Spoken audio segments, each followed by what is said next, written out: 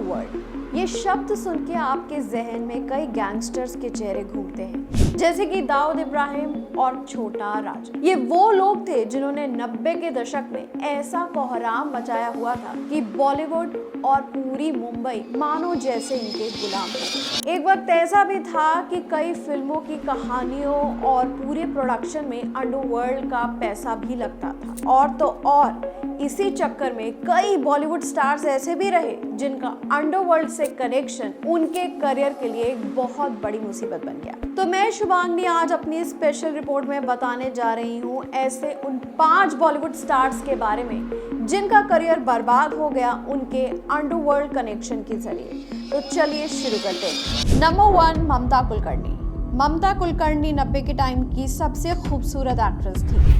उन्होंने अपने करियर में कम फिल्मों में ही काम किया, लेकिन उन फिल्मों में अपनी एक्टिंग और अदाओं से सभी को दीवाना कर दिया। उनके आइटम सॉन्ग, उनकी एक्टिंग लोगों को काफी पसंद आने लगी। अगर ये कहा जाए कि फिल्मों में उन्हें लेने की होड़ थी तो बिल्कुल भी गलत नहीं होगा। उस समय एक्ट्रेस की खूबसूरती के आगे बड़ी बड़ी एक्ट्रेसेस की चमक फीकी पड़ जाती थी। लेकिन एक समय ऐसा भी आया जब ममता कुलकर्णी का नाम गैंगस्टर्स के साथ जुड़ने लगा। ममता कुलकर्णी का नाम अंडरवर्ल्ड डॉन छोटा राजन से भी जुड़ा था। कहा जाता है कि ममता को फिल्मों में काम छोटा राजन के कहने पर ही मिलता था। कुछ रिपोर्ट्स में बताया गया है कि ममता ने ड्रग तस्कर विक्की गोस्वामी से साल 2013 में शादी की थी, जिसके बाद उनकी लाइफ ही पलट गई। एक बार ड्रग्स केस के मामले में पुलिस ने उन्हें गिरफ्तार भी कर लिया था। साल 2016 में ममता और उनके पति का नाम केन्या में $20 मिलियन के ड्रग सप्लाई को लेकर सामने आया। इस घोटाले ने इंडस्ट्री और जनता को झकझोर दिया, जिसके कारण ममता विवादों में घिरी रही। इसके बाद ममता कुलकर्णी ने एक्टिंग छोड़ दी और योगिनी के रूप में अपना जीवन जीने का फैसला किया। ममता कुलकर्णी अब केन्या में रहती है। नंबर 2, मोनिका बेदी। मोनिका बेदी ने 90 के दौर में कई फिल्में की, जिनमें जोड़ी नंबर 1, रिक्वी टोपी वाले और सुरक्षा समेत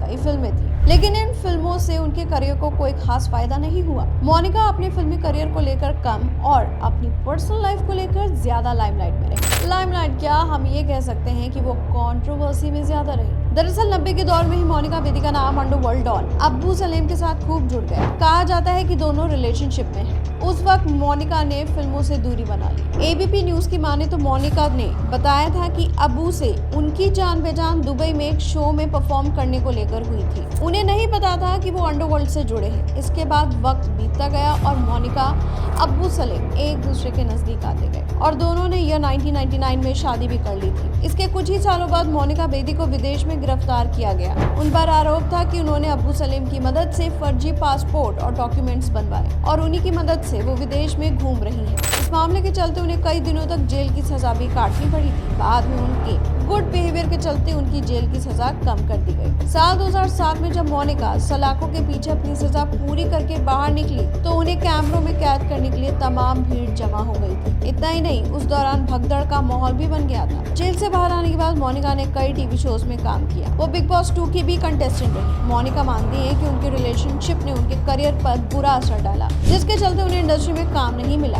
हालांकि मोनिका आज अपनी लाइफ में खुश हैं और लाविश जिंदगी जी रही हैं। नंबर 3, संजय दत्त। अंडरवर्ल्ड का असर संजय दत्त की लाइफ पर भी दिखा। इसकी शुरुआत हुई ईयर 1991 से 92 के दौरान, जब फिरोज खान की फिल्म यलगार की शूटिंग चल रही थी। और इस फिल्म की शूटिंग के दौरान संजय दत्त कई बार दुबई आए गए। कहा जाता है कि इसी दौरान दुबई में ही संजय दत्त की मुलाकात अंडरवर्ल्ड डॉन दाऊद इब्राहिम के भाई अनीस इब्राहिम से हुई। मुलाकातों का सिलसिला बढ़ता गया और अंडरवर्ल्ड के लोगों से मुन्ना भाई के रिश्ते गहराते गए। पहले अनीस इब्राहिम, फिर छोटा शकील, अब्बू सलेम और इसके बाद अंडरवर्ल्ड के सबसे बड़े डॉन दाऊद इब्राहिम। यलगार की शूटिंग पूरी हो चुकी थी। 23 अक्टूबर 1992 को फिल्म रिलीज हो गई, लेकिन जो रिश्ते दुबई में कायम हुए थे वो बरकरार थे। आने वाले दिनों में उन्हीं रिश्तों की बुनियाद पर खड़ी होने वाली थी संजय दत्त की बदनसीबी की इमारत। इसके बाद 6 दिसंबर 1992 में देश में सबसे अफसोसनाक घटना हुई। तनाव, दंगों जैसे हालात का माहौल बन गया। इस माहौल में संजय दत्त को भी डर लगने लगा था। खौफ ये था कि कहीं निशाने पर न आ जाएं। जिसके बाद संजय दत्त ने इस डर से बचने के लिए अनीस इब्राहिम को फोन लगा दिया और सेफ्टी के लिए कोई ऑटोमेटिक गन भेजने को कहा, जिस पर अनीस राजी हो गए। इसके बाद अब्बू सलीम अपने कुछ साथियों के साथ संजय के घर पर गए और साथ में 9 AK-56 और 80 ग्रेनेड भी लेकर आए, लेकिन संजय दत्त ने इनमें से सिर्फ AK-56 राइफल ली और बाकी अब्बू सलीम को लौटा दी थी। आज तक की रिपोर्ट की माने तो ये पूरी कहानी समीर हिंगोरा और बाबा चौहान ने बाकायदा टाडा कोर्ट में सुनाई थी। AK-56 लेने के बाद करीब 2 महीने तक सब ठीक रहा, लेकिन फिर तभी 12 मार्च 1993 को मुंबई में सीरियल ब्लास्ट हुआ और संजू बाबा की परेशानियां शुरू हो गई। मुंबई बम धमाकों के मामले में संजय दत्त को गिरफ्तार किया गया। उन पर आरोप था कि उनके घर पर AK-56 राइफल रखी थी। पुलिस जांच में पता चला कि अंडरवर्ल्ड डॉन दाऊद इब्राहिम के भाई अनीस इब्राहिम ने संजय दत्त के घर पर ये हथियार रखवाए थे। हालांकि 18 दिन के अंदर ही उन्हें जमानत मिल गई थी। वहीं 28 नवंबर 2006 को संजय दत्त को आर्म्स एक्ट के तहत दोषी पाया गया। इसके बाद 31 जुलाई 2007 को टाडा कोर्ट ने संजय दत्त को गैर कानूनी तरीके से हथियार रखने के आरोप में 6 साल की सजा सुनाई थी, लेकिन बाद में सुप्रीम कोर्ट ने उनकी सजा घटाकर 5 साल कर दी। मई 2013 में संजय दत्त ने पुलिस के सामने आत्मसमर्पण किया था और फिर फरवरी 2016 में सजा पूरी होने से 3 महीने पहले ही उन्हें रिहा कर दिया गया। नंबर 4 पर है भजन गायक गुलशन कुमार। गुलशन कुमार की हत्या के पीछे भी अंडरवर्ल्ड का हाथ था। 12 अगस्त 1997 को एक शिव मंदिर में पूजा करते दौरान गुलशन कुमार को कुछ लोगों ने आके गोलियों से छलनी कर दिया, जिसके बाद सनसनी मच गई। तो आखिर उनके हत्या के पीछे कौन थे, जानते हैं इसके बारे में। 1997 में जब गुलशन कुमार अपनी पीक पर थे, टिप्स और सारेगामा को पिछाड़ते हुए टी सीरीज 65% मार्केट पर कब्जा कर चुकी थी। हर बड़ी फिल्म के म्यूजिक राइट्स टी सीरीज के पास थे, लेकिन गुलशन कुमार और अंडरवर्ल्ड की दुश्मनी की नींव शुरू हुई नदीम सैफी और गुलशन कुमार के बीच तनातनी से। दरअसल यह 1997 में नदीम श्रवण जोड़ी फेम नदीम सैफी ने एक एल्बम लॉन्च की। एल्बम का नाम था हाय अजनबी। इस एल्बम के कुछ गानों को नदीम ने खुद गाया था। नदीम चाहता था कि टी सीरीज इस एल्बम के राइट्स खरीद के इसे प्रमोट करे, लेकिन गुलशन इस बात के लिए तैयार नहीं हुए। गुलशन कुमार के भाई किशन कुमार के अदालत में दिए गए बयान के मुताबिक गुलशन ने नदीम से कहा कि उनकी आवाज अच्छी नहीं है, लेकिन फिर किसी तरह बात बनी। टी सीरीज ने राइट्स खरीद लिए। प्रमोशन के लिए एक वीडियो भी बनाया गया, लेकिन एल्बम फ्लॉप साबित हुई। नदीम ने इसका दोष गुलशन कुमार को दिया। उसे लगता था कि ठीक से पब्लिसिटी ना होने के चलते एल्बम फ्लॉप हुई है। अदालत में किशन कुमार ने बताया कि एक मुलाकात के दौरान नदीम ने गुलशन को देख लेने की धमकी दी थी। इसके बाद 5 अगस्त 1997 को गुलशन कुमार के पास एक कॉल आया। दूसरी तरफ से अंडरवर्ल्ड डॉन अब्बू सलीम की आवाज थी। वैष्णो देवी में रोज लंगर खिलाते हो, कुछ हमें भी खिलाओ, सलीम ने कहा। इसके बाद सलीम ने 10 खोखे यानी 10 करोड़ की मांग की। इसी कॉल में सलीम ने पूछा कि तुमने नदीम की एल्बम को सही से प्रमोट क्यों नहीं किया। तब गुलशन कुमार ने जवाब दिया कि नदीम की आवाज अच्छी नहीं है, इसलिए एल्बम फ्लॉप हुई। इसके बाद 9 अगस्त को एक बार दोबारा अब्बू सलीम का कॉल आया। किशन कुमार अदालत में बताते कि इस कॉल में दोबारा पैसों की मांग दोहराई गई। सलीम ने कहा कि तुम अंडरवर्ल्ड को हल्के में ले रहे हो। खास बात ये थी कि सलीम ने इसमें मुंबई पुलिस का जिक्र भी किया। बोला तुम अभी तक पुलिस के पास नहीं गए, मतलब तुम हमें सीरियसली नहीं ले रहे। आगे जो भी होगा इसकी जिम्मेदारी तुम्हारी होगी। ये कहकर सलीम ने फोन काट दिया। इन धमकियों के बावजूद गुलशन कुमार पुलिस के पास नहीं गए। उनके दोस्तों ने उन्हें पुलिस के पास जाने को कहा, लेकिन उन्हें लगता है कि पुलिस के पास जाने से कोई फायदा नहीं होगा। गुलशन कुमार गलत थे। इंडियन एक्सप्रेस की एक रिपोर्ट ने अब्बू सलीम से बात की थी।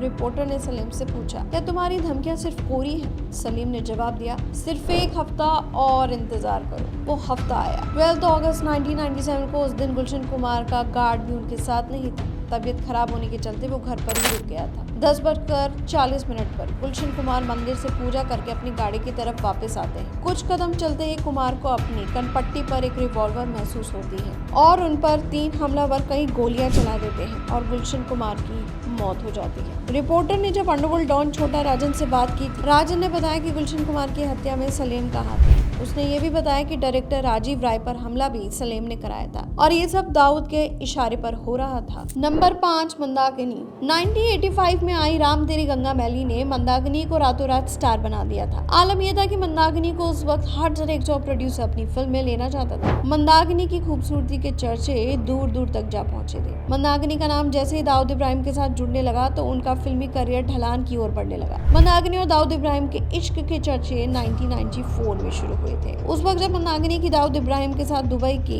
एक क्रिकेट स्टेडियम में साथ में तस्वीर सामने आई तो हर तरफ सनसनी मच गई। इंडस्ट्री में सुगबुगाहट होने लगी थी कि मंदाकिनी का दाऊद के साथ अफेयर चल रहा है। उससे 1 साल पहले यानी 1994 में मुंबई माया नगरी बम धमाकों से दहल गई थी। धमाकों का मुख्य आरोपी दाऊद इब्राहिम था, जो उस वक्त भारत से फरार हो गया था। ऐसे में जब मंदाकिनी की दाऊद इब्राहिम के साथ तस्वीरें वायरल हुई तो सबके दिल में डर पैदा हो गया। चर्चा होने लगी कि मंदाकिनी दाऊद की खास है। बताया जाता है कि दाऊद इब्राहिम मंदाकिनी पर इस कदर फिदा थे कि वो उन्हें फिल्म में दिलवाने के लिए फिल्म मेकर्स को धमकाने से भी पीछे नहीं हटता था। मंदाकिनी भी दाऊद पर फिदा थी। हालांकि बाद में उन्होंने एक इंटरव्यू में इससे इनकार कर दिया और कहा कि उनका दाऊद इब्राहिम के साथ सिर्फ दोस्ताना रिश्ता था। साल 2010 में मिड डे को दिए एक इंटरव्यू में दाऊद इब्राहिम के साथ रिश्ते पर सवाल पूछे जाने पर मंदाकिनी ने कहा था कि वो अब उसके बारे में कोई बात नहीं करना चाहती। भले ही मंदाकिनी ने दाऊद इब्राहिम संग अफेयर की बातों से इनकार किया था, लेकिन शायद इतना कह देना कि उनके और दाऊद के बीच दोस्ताना रिश्ता था काफी नहीं था, कम से कम पुलिस के लिए तो नहीं। पुलिस जब मुंबई बम धमाकों की जांच कर रही थी तो दाऊद के साथ मंदाकिनी की नजदीकियों के चलते एक्ट्रेस से भी पूछताछ हुई। इस मामले में मंदाकिनी को बाद में क्लीन चिट तो मिल गई, पर उनका फिल्मी करियर बर्बाद हो गया। तो देखा हमने